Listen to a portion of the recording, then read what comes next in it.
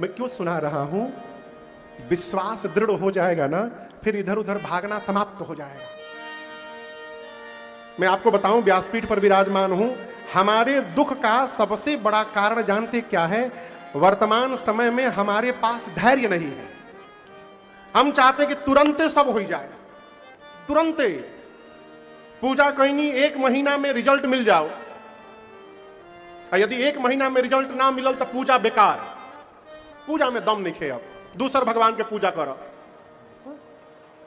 जब गुरुदेव भगवान मतंग ऋषि ने, पंडित जी कौन ऋषि ने? मतंग ऋषि ने।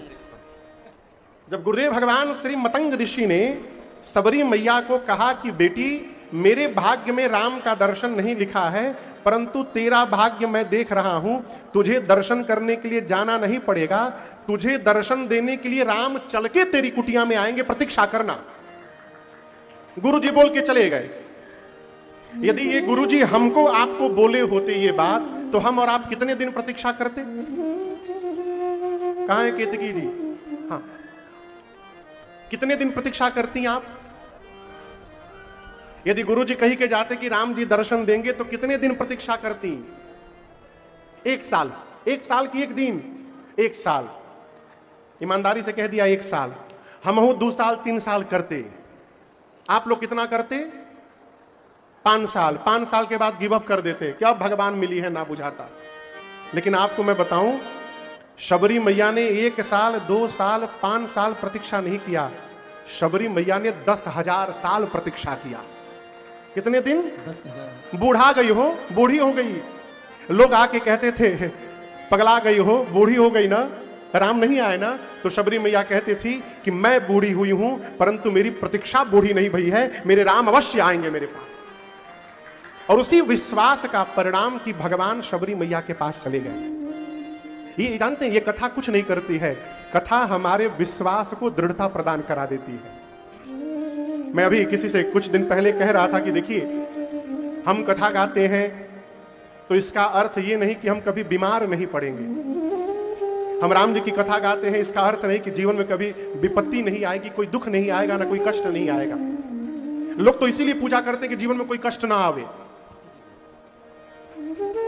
लेकिन कथा का यह फल नहीं है, भगवत पूजा का यह फल कदापि नहीं है कि कष्ट ना आवे।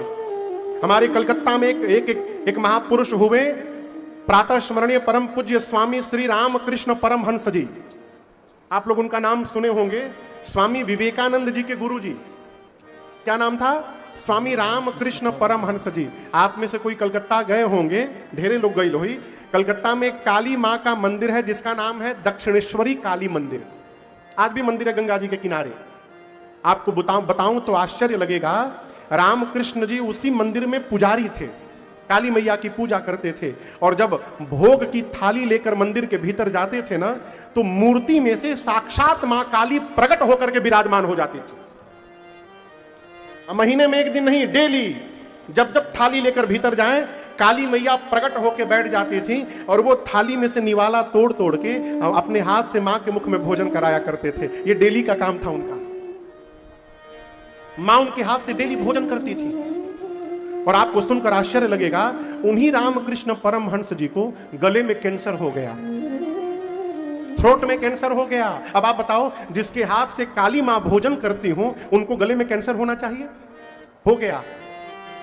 इतना कष्ट होता था कि पानी भी नहीं पी पाते थे, पानी भी नहीं पी पाते थे। एक दिन विवेकानंद जी ने उनसे कहा कि गुरुदेव, आप तो मां से बात करते हैं, मां को देखते हैं, वो तो जगत की मां है, कुछ भी कर सकती है। आप मां से कहिए ना कि आपके गले का कैंसर मां ठीक कर दे। स्वामी जी बोले, नरेंद्र, इतनी छोटी बात के लिए मैं मां को बोलने जाऊंगा? अब तुमको लग रहा है कि कैंसर रामकृष्ण को हुआ है? रामकृष्ण अजर अमर है, रामकृष्ण को कभी कोई बीमारी नहीं हो सकती। कैंसर इस शरीर को हुआ है जो मेरा है ही नहीं। इस शरीर को तो मैंने कुछ दिनों के लिए केवल धारण किया है, ये मेरा नहीं है। मैं क्यों सुना रहा हूं? आज इस बात को गांठ बांधिए, पूजा करेंगे, भगवान की कथा सुनेंगे, कथा का आयोजन कराएंगे, तो कभी कोई बीमारी कष्ट नहीं होगा। यदि मन में यह भ्रम बना है तो आज से बंद कर दीजिए, अवश्य होगा। कितनों भगवान की घंटी घुमाइए, बीमारी होगी ही होगी, जीवन में कष्ट आएगा ही आएगा। फिर कथा और भगवत पूजन का लाभ क्या है महाराज? इसका लाभ केवल एक है, जीवन में कितने भी कष्ट दुख आ जाए, कितनी भी बड़ी बीमारी आ जाए, यदि हम भगवान की शरणागति में रहेंगे तो उस बीमारी का प्रभाव हमारे मन पर पड़ने वाला नहीं है और भगवान पर से कभी विश्वास कम नहीं होगा। ये भजन पूजन विश्वास को अडिग बना के रखता है, इसीलिए कथा आवश्यक है। सुनत ही माता कर दुख भागा, ये कथा दुख को समाप्त कर देता है। देखिए, हम आपसे निवेदन करें, भगवान हमको नहीं मिले हैं, लेकिन भगवान की कथा मिली हुई है। भगवान नहीं मिले लेकिन उनकी कथा मिली है ना, तो ये कथा को ही भगवान मानिए। जब भगवान श्री राम अपनी लीला पूर्ण करके साकेत जाने लगे तो भगवान के साथ जितने लोग थे सभी साकेत चले गए। हनुमान जी महाराज बैठे थे, राम जी बोले, कहो हनुमान, पैकिंग हो गई, चले कि नहीं थे? कहा। हनुमान जी पूछे, कहा प्रभु? राम जी बोले, साकेत। हनुमान जी बोले, वहां कौन मिलेगा प्रभु? राम जी बोले, यहां जितने दिखाई दे रहे हैं सब मिलेंगे, मैं भी मिलूंगा। हनुमान जी बोले, आपकी कथा मिलेगी प्रभु? राम जी बोले, साकेत में मैं मिलूंगा लेकिन मेरी कथा नहीं मिलेगी। हनुमान जी बोले, प्रभु मैं आपके बिना तो जी सकता हूं, लेकिन आपकी कथा के बिना मैं नहीं जी सकता हूं, इसलिए मुझे कहीं जाना होना नहीं, मैं यहीं धरती पर रहूंगा। इसलिए गोस्वामी जी ने कहा, प्रभु चरित सुनबे को रसिया। हनुमान जी भगवान के चरित्र को श्रवण करने के रसिया हैं। और ये ना समझिए कि केवल त्रेता में हनुमान जी है, चारों युग तुम्हारा, चारों युग हनुमान जी कौन कौन से युग में है? चारों युग में, सतयुग में साकेत में है, त्रेता में हनुमान बन करके आए, द्वापर में अर्जुन के रथ के ऊपर थे, और कलिकाल में तो घरे घरे हनुमान जी का झंडा लहरा रहा है भारतवर्ष में। ये हनुमान जी चारों युग प्रताप तुम्हारा, किसके कारण? केवल और केवल भगवत कथा के कारण। इसलिए इस कथा को केवल कथा ना समझिएगा, आप ये समझिएगा कि आप 9 दिन साक्षात राम जी का दर्शन करने जा रहे हैं। अच्छा, आप बताइए सब है, राम जी के अवतार कहिया भई रहे? कौना महीना में? हाँ, चैत्र महीना में। कौना महीना में? चैत्र में। कौना पक्ष में? शुक्ल पक्ष में। कौना तिथि में? नवमी तिथि में। दिन कौन रहे? बुधवार। कौन दिन के राम जी के जन्म भई रहे? मंगलवार। कौन दिन भई रहे?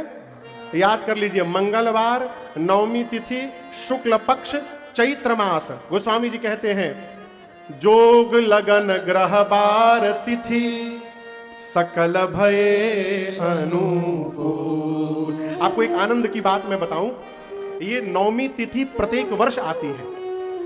इस वर्ष भी आई थी, अगले वर्ष भी आएगी, जिस दिन हम और आप रामनवमी मनाते हैं ना। लेकिन क्या रामनवमी की तिथि प्रत्येक वर्ष मंगलवार को ही आती है? बोली बोली सब है, नहीं आती। किसी वर्ष सोमवार को पड़ी जाए, किसी वर्ष बुधवार को पड़ी जाए, कभी रविवार को पड़ी जाए, और सब तिथियां तो निश्चित हैं, लेकिन मंगलवार को पड़ी आवश्यक नहीं है। राम जी का जन्म किस दिन हुआ था? मंगलवार के दिन। गोस्वामी तुलसीदास जी महाराज अयोध्या में बैठकर जब श्री रामचरित मानस जिस दिन लिखना प्रारंभ किए, उस समय की गणना बाबा कहते हैं, संबत 16 31 संबत 16 31 करऊं कथा हरि पद धरि सीसा। करऊं कथा हरि पद धरि सीसा। जहि दीन राम जन्म श्रुति गावहीं। जहि दीन राम जन्म श्रुति गावहीं। तीरथ सकल तहाँ चली आवहीं। तीरथ सकल तहाँ चली आवहीं। नवमी भौमा वार मधुमासा। नवमी भौमा वार मधुमासा। अवधपुरी चरित प्रकाशा। अवधपुरी चरित प्रकाशा। अवधपुरी चरित प्रकाशा। गोस्वामी जी कहते हैं, संबत 1631 1931 में, अभी कौन सा संवत्सर चल रहा है पता है? 2000, हम संवत पूछता नहीं, हाँ संवत 2083, कितना चल रहा है? 82 की 83 है ना? हाँ 83, रामनवमी से बदल गया। अभी कौन सा संवत्सर चल रहा है? 2083।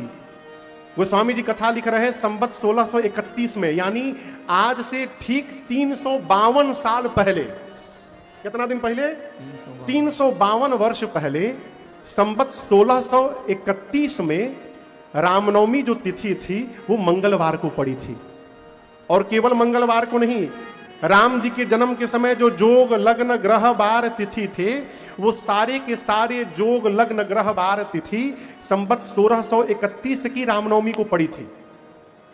और आपको एक बात बताऊं, गोस्वामी जी घोषणा करते हैं कि रामनवमी के दिन धरती के जितने तीर्थ हैं, कितने तीर्थ? सारे तीर्थ अयोध्या में जाकर राम जी के जन्मोत्सव का दर्शन करते हैं।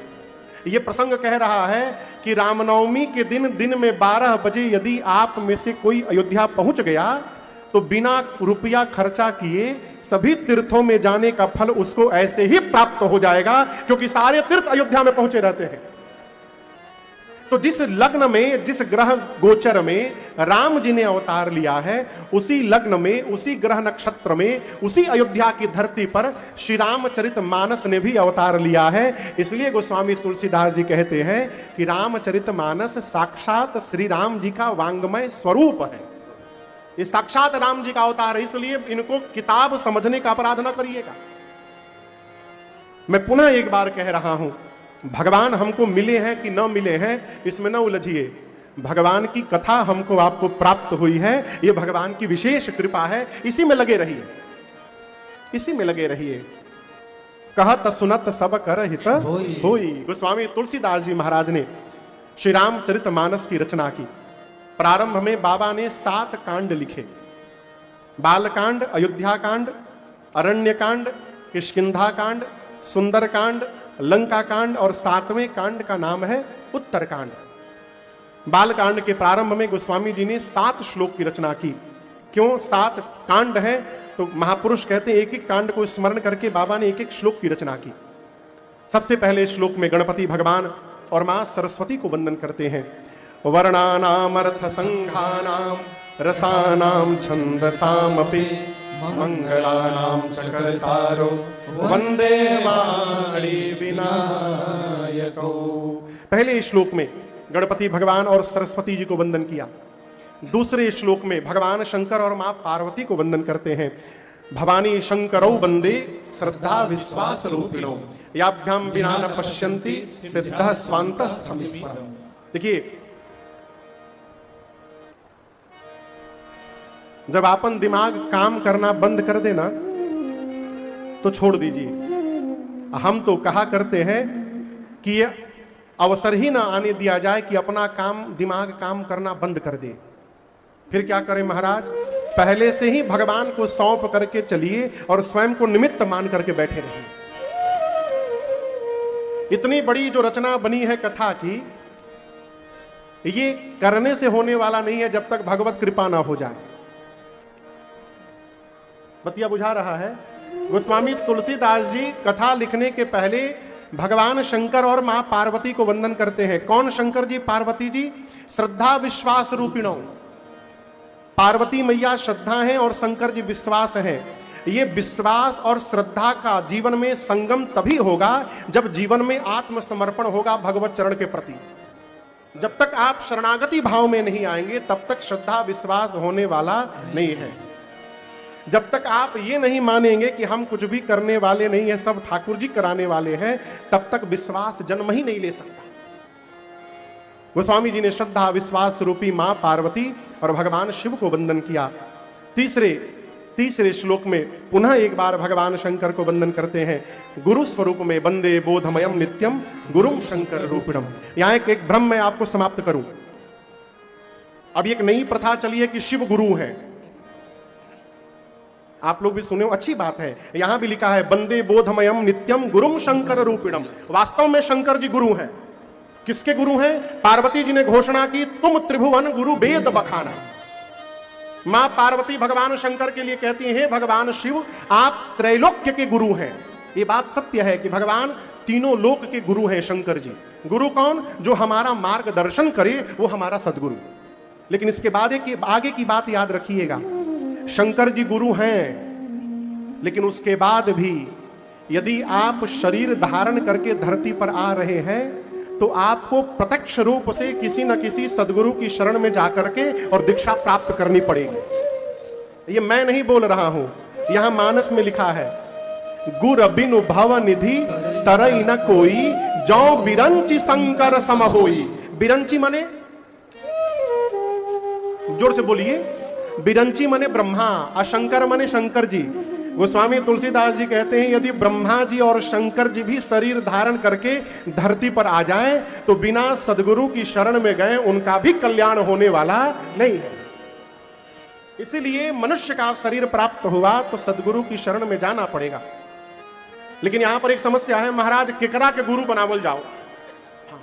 एक भक्त ने प्रश्न किया, महाराज क्या जरूरी है कि गुरु जी जब कान में भगवान का मंत्र दे तभी मंत्र जपेंगे तो लाभ होगा? क्या बिना दीक्षा के भगवत नाम जपा जाए तो उसका लाभ नहीं होगा? बिल्कुल होगा। ये कहीं नहीं लिखा है कि गुरु जी जब कान में नाम मंत्र दे दे तभी जपिए, आप उसके पहले भी जपिए।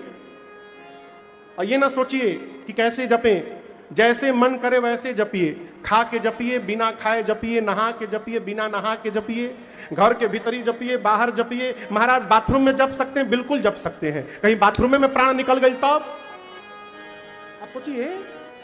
इसलिए धरती पर जहां रहिए, शुद्ध अशुद्ध किसी भी अवस्था में रहिए, भगवत नाम लेने में कोई दोष नहीं है। यही कलिकाल की सबसे बड़ी महिमा है।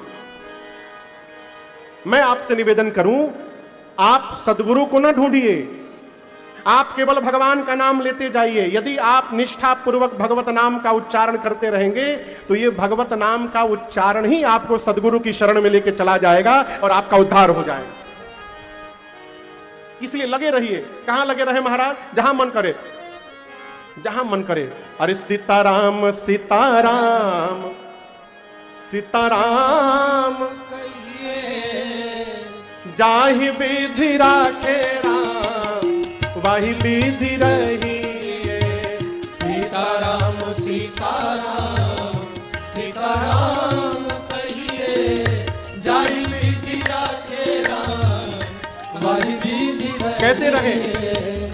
मुख में हो राम नाम, राम सेवा हाथ में। मुख में हो राम नाम, राम सेवा हाथ में। तू अकेला नहीं प्यारे, राम जी तेरे साथ में। तू अकेला नहीं प्यारे, राम जी तेरे साथ में। विधि का विधान जान, हानि लाभ सहिए। विधि का विधान जान, हानि लाभ सहिए। जाहि विधि राखे राम, वाहि विधि रहिए। सीताराम सीताराम सीताराम कहिए, जाहि विधि राखे राम, वाहि विधि रहिए।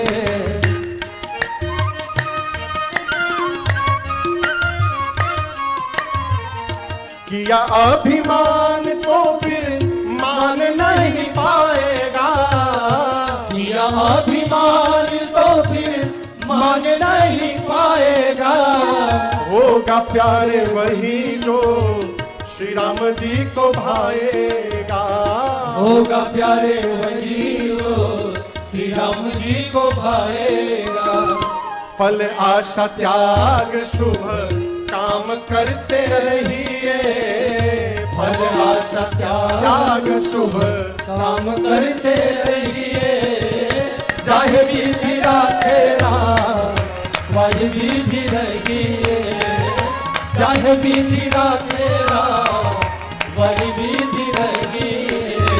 सीताराम सीताराम सीताराम कहिए, जाहि विधि राखे राम, वाहि विधि रहिए।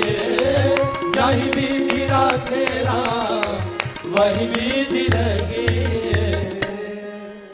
क्या करिए महाराज, जहां रहिए, बलिया में रहिए, छपरा में रहिए, मऊ में रहिए, बनारस में रहिए, क्या करिए, सीताराम सीताराम सीताराम कहिए, जाहि विधि राखे राम, वाहि विधि रहिए। कहने का अर्थ है माई बाप, गोस्वामी जी तो कही गए भाव कुभाव, बतिया बुझाई ल कैसे जपल जाओ, भाव से। भाव से कोनी का जपाला, हरे राम हरे राम राम राम राम हरे हरे, हरे कृष्णा कृष्ण कृष्ण कृष्ण हरे हरे। भाव से बैठ के खूब प्रेम से हरे राम राम राम हरे हरे, ये भाव से। कुभाव से किसी का पाठ करने का मन ना हो, किसी का कीर्तन गाने का मन ना हो, और उसको बरबस ला के बिठा दीजिए, हरे राम राम राम हरे हरे, हम ही मिलल बानी खाली, हरे कृष्ण कृष्ण कृष्ण हरे हरे। यह है कुभाव से। भाव से, कुभाव से। गोस्वामी जी कहते हैं भाव कुभाव अनख आलस। तीसरा क्रोध से, बहुत राम राम गावे वाला भइल बानन, राम राम, ऐसे भी मुख से राम निकल जाए। और चौथा आलस से, सवेरे उठे राम राम। आप समझ रहे हैं इतनी छूट कहां मिलेगी हो। गोस्वामी जी बोले भाव से गाइए, कुभाव से गाइए, क्रोध से गाइए, चाहे आलस से गाइए, यदि मुख से भगवत नाम निकला तो ये नाम आपका दशों दिशाओं में हमेशा मंगल ही मंगल करता रहेगा, इसमें कोई संशय नहीं है। नाम जपत मंगल दिशि, इसलिए बहाना ढूंढिए कैसे भगवत नाम निकले। एक कहानी सुनाऊं मैं आपको, एक महापुरुषों से मैंने सुनी है। एक राजा के एक मंत्री थे, तो मंत्री का एक स्वभाव था, कुछ भी हो जाए ना तो एक ही बात बोले कि अद्भुत राम जी की कृपा हुई। यही बतिया कहते थे, अद्भुत राम जी की कृपा हुई। कोई बात हो तो मंत्री यही कहते थे, अद्भुत राम जी की कृपा हुई। एक बार राजा के साथ मंत्री भी थे, दोनों गए शिकार खेलने। शिकार खेलते खेलते राजा ने जैसे बाण छोड़ा तो बाण के पिछले भाग से राजा की उंगली यहां से कट के गिर गई। और जैसे राजा की उंगली कट के गिरी तब तक मंत्री के मुख से निकल गया, अद्भुत राम जी की कृपा हो गई। भाई राजा बोला, अरे मेरी उंगली कट गई, तू कह रहा है राम जी की कृपा हो गई। इतने क्रोध में आया राजा, आकर नगर में मंत्री को बोला, इसको जेल में डालो, कारागार में। जब राजा ने मंत्री को जेल में डाला तो मंत्री उस समय भी बोल रहा था, अद्भुत राम जी की कृपा हो गई, मैं जेल में जा रहा हूं। राजा बोले, पगला गया है ये, जेल में बंद हो गया हो।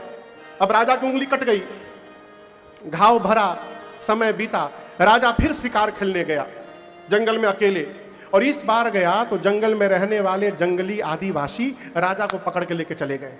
कहें अपने भगवान को प्रसन्न करने के लिए, राजा की बलि देने के लिए राजा को पकड़ के लेके गए। राजा तो सोचा आज हमारे सित्ते राम हो जाई, आज तो हम गए नहीं। हम जैसे राजा को बलि देने के लिए सारे आदिवासी हुम्बा हुम्बा बुम्बा बुम्बा शुरू किए, उसको लिटाएं, उसका गला काटने के लिए। तब तक आदिवासियों के गुरु की दृष्टि चली गई राजा की उंगली पर। बोला, अरे रुको रुको, इसकी उंगली तो कटी हुई है, ये तो पूर्ण मानव है नहीं, इसका शरीर अंग भंग है, इसकी बलि मां स्वीकार नहीं करेगी, भगवान स्वीकार नहीं करेंगे, राजा को विदा करो, छोड़ो।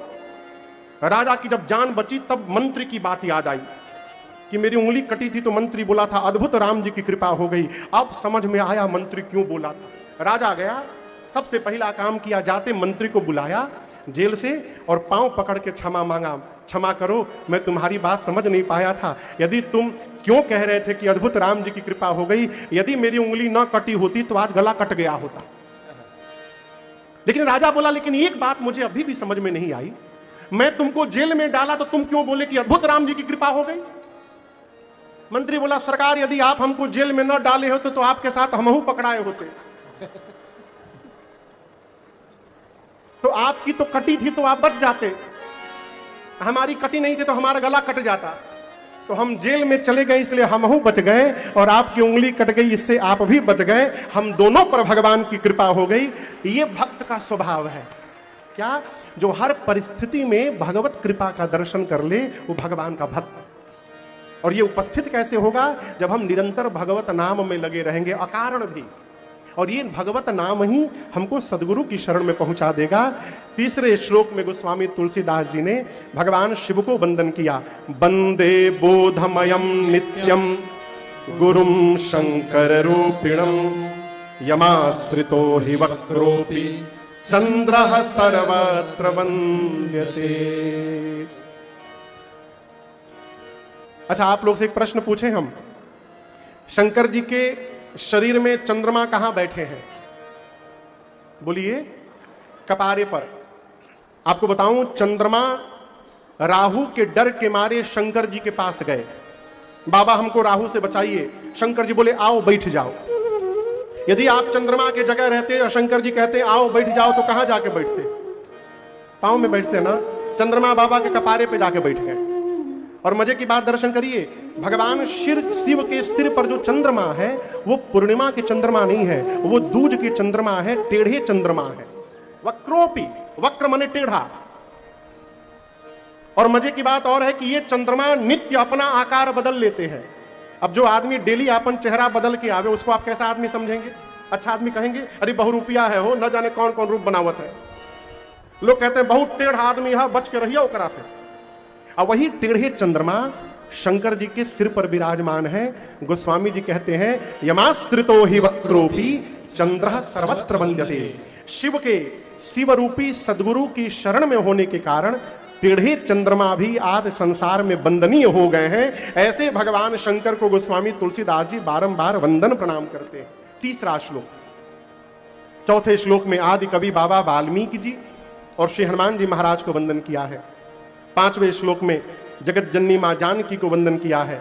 छठे श्लोक में श्री रघुनाथ जी को वंदन किया है। और अंतिम सातवें श्लोक में गोस्वामी जी कहते हैं नाना पुराण निगमागम सम्मतम यद रामायणे निगदितम क्वचिदन्यतो स्वान्तः सुखाय तुलसी रघुनाथ गाथा भाषा निबंध मतिमन झूल मातनो। क्या अद्भुत रचना है हो। देखिए, आप में से कोई पीएचडी किया है? PhD, doctorate? अच्छा, कोई नहीं किया है, हम नहीं किए हैं। लेकिन आपको बताऊं, आपको शायद जानकारी हो, जो डॉक्टरेट करता है, पीएचडी करता है ना, तो उसको एक अपने रिसर्च पर एक थेसिस लिखना पड़ता है, किताब। उसने क्या रिसर्च किया है उसी को जमा करना पड़ता है, तब उनको प्रमाण पत्र मिलता है पीएचडी का। तो जो थेसिस लिखते हैं ना, तो उस पुस्तक के प्रारंभ में अथवा अंत में यह भी लिखना पड़ता है कि इस किताब को लिखने के लिए हमने किन किन पुस्तकों का आश्रय लिया है, किस किस किताब को हमने पढ़ा है, कहां कहां से इनकी शब्दावली को उठाया है, उसकी पूरी सूची देनी पड़ती है। ये जो 7वां श्लोक है बालकांड का, ये रामचरितमानस रूपी रिसर्च की अनुक्रमणिका है। गोस्वामी जी इसमें घोषणा करते हैं कि मैंने कहां कहां से पढ़ करके इस श्री रामचरितमानस की रचना की है। दर्शन करिए, बाबा कहते हैं नाना पुराण निगमागम सम्मतम यद रामायणे निगदितम क्वचिदन्यतो। नाना पुराण, 18 पुराण है, निगम आगम 4 वेद हैं, 6 शास्त्र हैं। इनके अलावा गोस्वामी जी कहते हैं जितने रामायण मुझे प्राप्त हुए, आपको सुनकर आश्चर्य लगेगा, गोस्वामी तुलसीदास जी जब रामचरितमानस की रचना प्रारंभ किए, उस समय उनकी उम्र 77 वर्ष की थी। कितने साल की? 77 वर्ष की गोस्वामी जी की अवस्था थी। और मानस लिखने के पहले गोस्वामी तुलसीदास जी 3 बार संपूर्ण भारत की पद यात्रा कर चुके थे। उत्तर में जाकर भगवान बद्री विशाल से उनका आशीर्वाद प्राप्त किए थे। व्यास गुफा में श्री वेद व्यास जी का दर्शन प्राप्त किए थे। काशी विश्वनाथ में भगवान विश्वनाथ की करुणा कृपा प्राप्त हुई। इसके बाद 77 वर्ष की अवस्था तक जितने रामायण गोस्वामी जी सुन रखे थे, कहते हैं 18 पुराण, 4 वेद, 6 शास्त्र, और जितने रामायण मुझे प्राप्त हुए, रामायणे निगदितम क्वचिदन्यतोपि, इन सबके सारांश को निचोड़ करके और मैं श्री रामचरितमानस की रचना करने जा रहा हूं। रामायणे निगदितम क्वचिदन्यतोपि क्यों करने जा रहा हूं? बाबा कहते हैं स्वान्तः सुखाय तुलसी रघुनाथ गाथा भाषा निबंध मंजूल मातनो। गोस्वामी जी क्यों रचना किए? स्वांतः सुखाय। क्यों रचना किए? अपने सुख के लिए। देखिए, पहला दिन है, मैं आपसे निवेदन करूं, पहले अपने को सुखी करिए। पूरे घर को सुखी करने के चक्कर में आदमी स्वयं वंचित रह जाता है?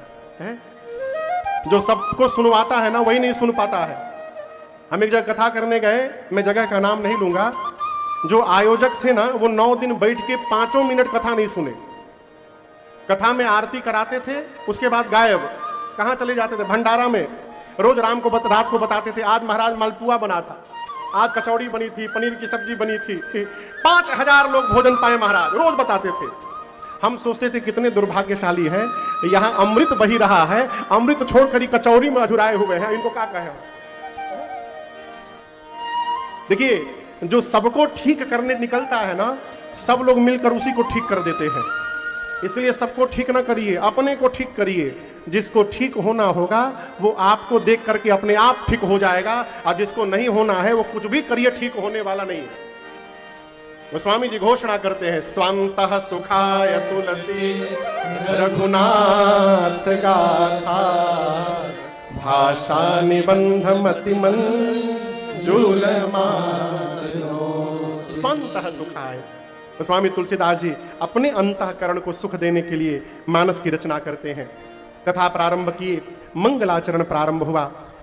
ब्राह्मणों की गुरुचरण की वंदना की गोस्वामी जी ने, विप्रों की वंदना की। उसके बाद गोस्वामी तुलसीदास जी संत समाज की वंदना करते हैं। किसकी वंदना करते हैं? संत। जोर से बोलिए, किसकी वंदना करते हैं? जीवन में जब संत समाज का दर्शन हो जाए तो समझिए भगवत दर्शन प्राप्त हो गया। बाबा कहते हैं, सुनि आचरज करय जन कोई, सुनि आचरज करय जन कोई, सत्संगति महिमा नहीं कोई, सत्संगति महिमा नहीं कोई, बिनु सत्संग विवेक न होई, बिनु सत्संग विवेक न होई, राम कृपा बिनु सुलभ न सोई, राम कृपा बिनु सुलभ न सोई, राम कृपा बिनु सुलभ न सोई। देखिए, संत चलते फिरते प्रयाग कहे गए हैं। आपको एक मैं उदाहरण दूं, अभी वर्षा ऋतु का यहां बारिश का आगमन हो गया है बलिया में। आज हो क्या लबका? अच्छा, हो गई आज। अच्छा, कब भइल हो? अच्छा, सुबह बारिश हुई। अच्छा, ठीक है। यदि हम आपसे प्रश्न करें कि इन बादलों में ये बारिश का जल आया कहां से, केहू के पता बा? बताइए बताइए, कहां से आया? धरती से? हाँ, वो भाप कहां से बना? धरती से नहीं।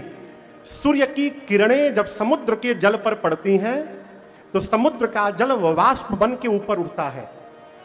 वाष्प के कण आपस में जमा होते हैं तो बारिश के बूंद बनते हैं, और उन बादलों को जब हवा अपने बल से घसीट कर ले करके धरती के ऊपर आते हैं तो यहां आकर वो बादल जल की वर्षा करते हैं। समझ में आया? उसी प्रकार भगवान की कथा समुद्र है। बाबू, भगवान की कथा क्या है?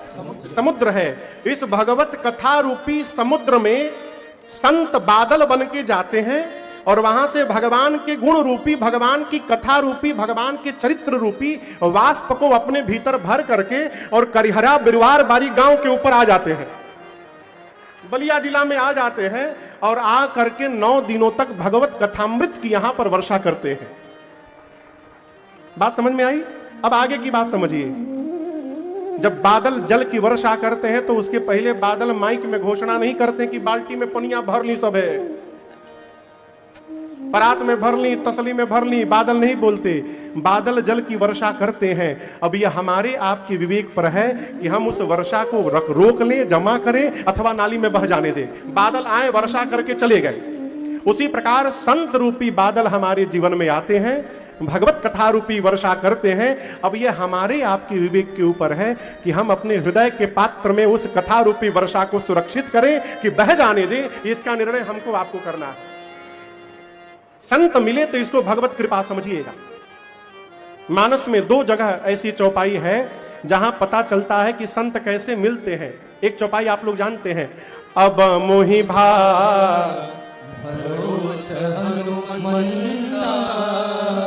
वो लोग बोले 10 सब है। हाँ, आगे बोली सब है, बिनु गाई सब है, बिनु हरि कृपा मिलहि नहीं संता। अब मोहि भाव भरोस हनुमंता।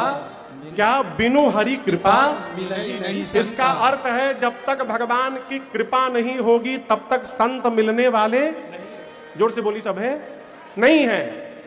संत कब मिलेंगे? जब भगवान की कृपा होगी। ठीक। अब एक दूसर का चौपाई सुनी सब है, पुण्य पुंज बिनु मिलहि न संता, सत्संगते संस्कृत कर अंता। ये चौपाई कहती है जीवन में जब तक पुण्य का पुंज जमा नहीं होगा, पुंज यानी गट्ठर, पुण्य का गट्ठर जब तक जीवन में नहीं बनेगा तब तक संत मिलने वाले। पहली चौपाई कह रही है जब भगवान की कृपा होगी तब मिलेंगे। दूसरी चौपाई कह रही है जब जीवन में पुण्य होगा तब मिलेंगे। दोनों में से सही कौन? दोनों सही। दर्शन करिए, स्थान अलग अलग है। अच्छा आप बताइए,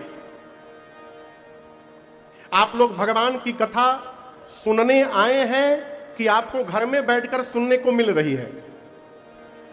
बोलिए बोलिए। आए हैं, कहां कहां से लोग आए हैं न जाने।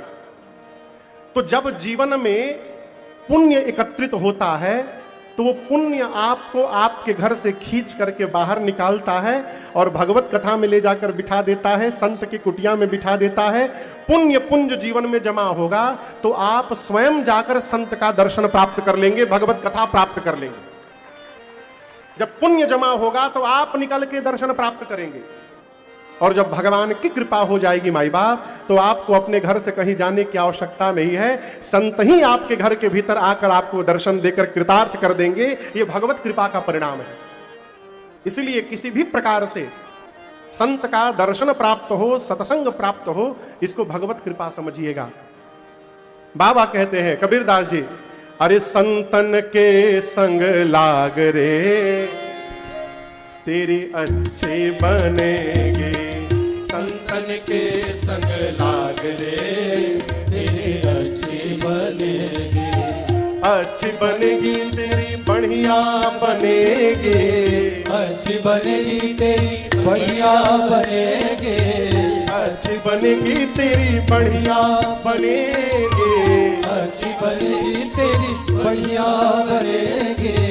होय बड़ो तेरो भाग रे, हाँ होए बड़ो तेरो भाग रे तेरी अच्छी बनेगी। संतन के संग लाग रे तेरी अच्छी बनेगी। राम चरण अनुराग रे, हाँ राम चरण अनुराग रे तेरी अच्छी बनेगी। संतन के संग लाग रे तेरी अच्छी बनेगी। संतन के संग लाग रे तेरी अच्छी बनेगी। कागा से हमें हंस करेंगे, कागा से हमें हंस करेंगे, कागा से हमें हंस करेंगे, कागा से हमें हंस करेंगे। मिट जाएंगे सब दाग रे, हाँ मिट जाएंगे सब दाग रे तेरी अच्छी बनेगी। संतन के संग लाग रे तेरी अच्छी बनेगी। संतन के संग लाग रे तेरी अच्छी बनेगी। कबीर राम भजन में, कहत कबीर राम भजन में, कहत कबीर राम सुमिरन में, कहत कबीर राम सुमिरन में, लाग सके तो लाग रे, हाँ लाग सके तो लाग रे, तेरी अच्छी बने संतन के संग लागे, तेरी अच्छी बनेगी, संतन के संग लागे, तेरी अच्छी बने, तेरी अच्छी बने, तेरी अच्छी बनेगी। अरे लाग सके तो लाग रे, तेरी अच्छी बनेगी। संत के संग लगने का अर्थ ये नहीं कि हम संत के पीछे पीछे घूमते रहें। बतिया बुझाता है? कई लोग साथ तो रहते हैं लेकिन बतिया कोनो नहीं मानते हैं, और कई लोग दूर रह कर भी हमारे अनुसार जीवन जिया करते हैं। संत के संग रहने का अर्थ है संत की आज्ञा का जीवन में पालन करना, ये संत का संग है, और इसका पालन करने से हमारा कल्याण होने वाला है। संत कौन? जो जीव को अपने में ना फंसाए, जो जीव को भगवान में लगा दे, वो संत। बतिया बुझाता? कई ऐसे लोग हैं, कहते हैं समाज में, आप पता नहीं आप जानते कि नहीं जानते, एक दो लोग को मैं भी जानता हूं, वो कहते हैं भगवान भगवान को ना पूजो, हम ही को पूजो।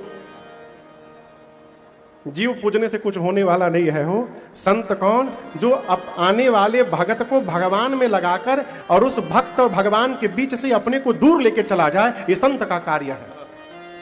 इसलिए संत के वचनों को मानने का स्वभाव बनाइए। क्या होगा महाराज? तेरी अच्छी बनेगी। गोस्वामी तुलसीदास जी ने संतों की महिमा गाई, भगवान के परिकर समाज को प्रणाम किया, नाम की महिमा गाई। अभी हमसे कोई, मैं अभी इसके पहले हम लोग उज्जैन में राम कथा गा रहे थे, उसी कथा के दौरान किसी ने मुझसे कहा कि महाराज जी एक अमुक व्यक्ति सोशल मीडिया पे कह रहे थे कि जो व्यक्ति, जो माता, जो भाई लोग कॉपी में राम राम राम राम लिख रहे हैं, उनका जीवन में कभी दुख समाप्त तो नहीं होगा। महाराज ये सुनने के बाद मैं बहुत डिस्टर्ब हो गया हूं। मैं तो दिनवा भर राम राम लिखता था, उस दिन से बंद कर दिया। तो क्या ये सही है कि गलत है? वो कहे, हमने पूछा फिर क्या लिखना है? वो कह रहे थे कि राम राम लिखने से दुख होगा, यदि कल्याण चाहते हो तो श्री राम लिखो। क्या लिखो? अब आप लोग बताइए ये सही है कि गलत है? आप लोगों को क्या लग रहा है बताइए। देखिए भगवान मुंह दिए हैं, जेकरा जौन बुझाता वह बोल देता, और एक तो इतना बढ़िया साधन आ गया है सोशल मीडिया, जे बाहुए ज्ञानी बन के कुछ ना कुछ बतावत रहता। हम आपसे हाथ जोड़कर निवेदन करना चाहते हैं, बहुत मत सुनिए, बहुत सुनिएगा ना तो फूफा बन जाइएगा। बनारस रेलवे स्टेशन पर एक आदमी दिल्ली से सूटकेस लेके आया, तबले एक ठग ट्रेन के गेट पर उसको मिल गया। ठग ने कहा, अरे फूफा आ गए, फूफा फूफा पाए लगी, फूफा पाए लगी। अब वो सोचे हमार भतीजा के आ गए। बोले फूफा हमको पहचाने नहीं, हम भतीजा आपके, बहुत दिन हो गया, लाइए सामान दीजिए हम लेके चलते हैं। वो सूटकेस लिया, कपारे पे रखा और चलते लगा, चलते चलते एक सूटकेस लेके गायब। अब वो सेठ जी पूरा स्टेशन में घूम घूम के पूछे, हम के फूफा हैं, हम के फूफा। जब बहुत सुनने लगिएगा तो यही दशा हो जाएगी, फूफा बनना पड़ेगा। कौन हमको बता कर गया भाई, उपदेश देके कौन चला गया जो हम मान के बैठे हुए हैं? बहुत न सुनिए। आप राम और श्री राम की बात करते हैं, वाल्मीकि जी ने मरा मरा जपा था, रामो नहीं बोले थे। नारद जी से बोले वाल्मीकि ऋषि मेरा उद्धार कैसे होगा? नारद जी बोले राम राम जपो। वाल्मीकि ऋषि बोले जप ही नहीं पाऊंगा। कहें आज तक मरा मरा बोला हूं, जैसे मार देता था, साथियों को बताता था मरा मरा, मैं जीवन भर मरा मरा बोला हूं, राम कैसे बोलूंगा? नारद जी बोले मरा मरा बोल लोगे? वाल्मीकि ऋषि बोले इसमें तो एक्सपर्ट हूं मैं। नारद जी बोले ठीक है तुम मरा मरा जपो। वाल्मीकि जी बोले काम करेगा ना? नारद जी बोले यदि विश्वास हो गया ना तो ये मरा ही आपके लिए उद्धार का कारण बन जाएगा। और वाल्मीकि जी मरा मरा जपे। वाल्मीक के जाप से निकला यह परिणाम, क्या? श्रद्धा होनी चाहिए, तुम मरा कहो या राम। उल्टा नाम जपत जग जाना, वाल्मीकि भे ब्रह्म समाना। वाल्मीकि ऋषि मरा मरा जप के ब्रह्मर्षि हो गए। वो श्री मरा नहीं जपे थे, खाली मरा जपे थे। इसलिए इस भ्रम में न पड़िए कि राम लिखेंगे कल्याण होगा, कि श्री राम लिखेंगे कल्याण होगा। आप जो लिखते हैं उसमें लिखिए, भगवत नाम यदि उसमें है तो आपका कल्याण निश्चित होने वाला है, उसमें कोई संशय नहीं है। गोस्वामी तुलसीदास जी ने नाम की महिमा गई।